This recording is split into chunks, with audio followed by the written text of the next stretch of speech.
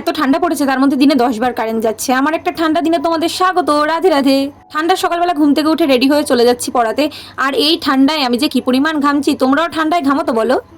মাকে নিয়েও দুদিন ধরে ব্যাংকের কাজে দৌড়াদৌড়ি করছি। আমার যতদূর মনে হয় তোমরাও তোমাদের মাকে নিয়ে তাই করছো। Am I right? এই ঠান্ডার দিনে একটু গরম গরম লস্যি খাবো না, সেটা কি কখনো হতে পারে? তাহলেই তো ঘামটা কম হবে নাকি? ছোটবেলায় দুধ খেয়ে ঠিক এরকম ভাবে গোপ বানাতাম আমি, আবার চেটেও নিতাম। তোমরা গেস করো তো আমি কোথায় ঘুরু গেছিলাম? হ্যাঁ জানি জানি, অনেকদিন পর ঘুরু যাচ্ছি। তোমরাও আমার ঘুরু দেখতে অনেক ভালোবাসো। হ্যাঁ, মেলা আমার সবসময় প্রিয় জায়গা, কিন্তু আমার প্রিয় মানুষের মেলাটা সবচেয়ে অপছন্দের জায়গা। জানি না কেন, একদম মেলা পছন্দই করে না।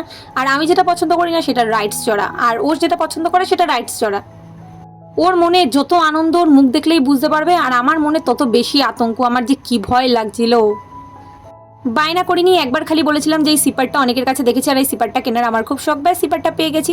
আর প্রথমবার গুলি মারা ট্রাই করছিলাম, একটাও মারতে পারিনি, আর ও দুটো মেরে গিফটও পেয়ে গেছে। এভাবেই একটা সুন্দর দিন শেষ করে বাড়ির দিকে রওনা দিলাম, কিন্তু ভাইয়ের বাড়িতে থাকায় তারও প্রিপারেশন নিতে বসে গেছিলাম।